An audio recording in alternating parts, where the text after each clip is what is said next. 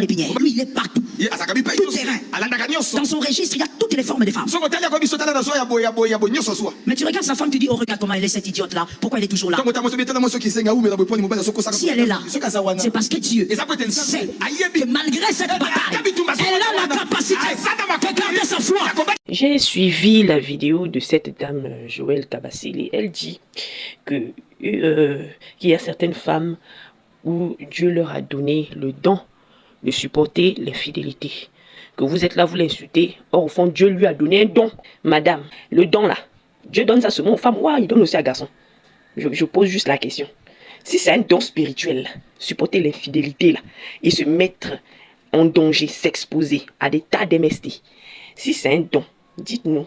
Garçon aussi a ce don, hein? Faut nous dire. Est-ce que garçon aussi a ce don? Parce que, en fait, elle entre dans Jolivet le fait qu'une femme puisse se mettre en danger pour ne pas quitter un homme indiscipliné sexuel, un homme mal éduqué, un homme habité de mauvais esprits. Hein?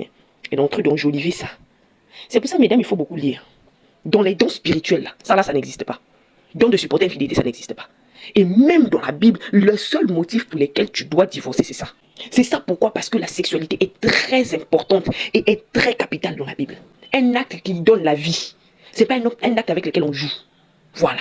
Beaucoup de gens sont en train de jouer avec leur corps. Ce qu'il y a entre tes jambes là, c'est une chose avec laquelle on ne joue pas.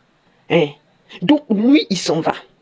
Tourner, de fesses en fesses, de pétou en pétou. Il finit là-bas, il revient. Des fois même d'autres couches avec garçon. Hein. Il revient. Et toi, tu ouvres encore tes jambes comme ça, alors que tu sais qu'il est allé te tromper. Et tu demandes à Dieu de te protéger. Qu'est-ce qu'il y a dans ton crâne, au fait? Vous lisez Bible là comment? Je pense que même si tu ne divorces pas, la première chose que tu dois faire, c'est d'abord protéger ton intimité. Parce que si Dieu a permis que tu puisses voir là, c'est pour que tu prennes tes précautions. L'homme prudent voit le mal de loin et se cache. Des prédicatrices tordues. Ah, Seigneur. Lisez vos Bibles, mesdames. Lisez vos Bibles. Vraiment, je m'adresse aux chrétiennes. Lisez vos Bibles. N'acceptez pas des bêtises comme ça. Cette dame raconte des bêtises. Ce don n'existe nulle part dans les évangiles. Le don de supporter l'infidélité n'existe nulle part. D'ailleurs, l'apôtre Paul met l'accent là-dessus. Fuyez l'impudicité. L'apôtre Paul met l'accent sur la pureté du corps. Que ce soit pour les hommes ou pour les femmes. D'ailleurs, l'apôtre Paul s'adressait plus aux hommes. Ce sont les hommes qui allaient beaucoup à l'église. Il dit, votre corps est le temple du Saint-Esprit. Il ne s'adresse pas aux femmes. Hein. Donc ce verset-là s'adresse aux hommes normalement. Donc moi, je suis là dans le foyer. Je me protège. Les MST que je n'ai pas eu dans ma jeunesse. Tellement j'ai protégé mon corps. Tellement j'ai évité de coucher ça et là. Je vais aller attraper ça dans le foyer. Il faut savoir que toi, femme, tu es dans le foyer avec un homme infidèle. Tu es exposé au même danger qu'une prostituée. Je vais le dire. Tu es exposé au même danger physique et spirituel qu'une prostituée.